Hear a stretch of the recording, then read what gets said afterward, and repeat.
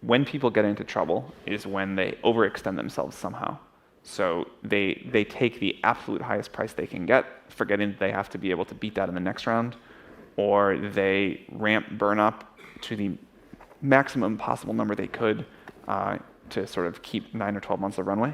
And I think the margin of safety is this well-understood investment concept, and everyone understands that except startup CEOs when they're raising venture rounds, and where people are inclined to really push it to the limit, one way or the other.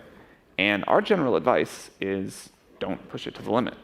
Don't take an investor that is going to be difficult to work with that beats your highest offer by 3% or 10% or whatever from somebody else. Don't have a plan where you're going to run out of money 3 months before you start your next fundraising process.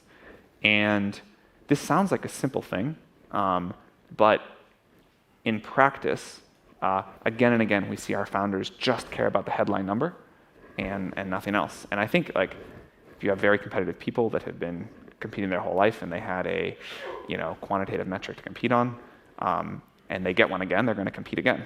And so, it's very hard to compare terms or quality of investor, but it's quite simple to compare top line pre-money valuation, and so people like to optimize for that. But I think fundraising does not have to be hard. If you build a company that is really great, and if you build it in such a way that you are not dependent on gigantic amounts of outside capital to survive, and if you don't push the limits of every round, I don't think it has to be that hard.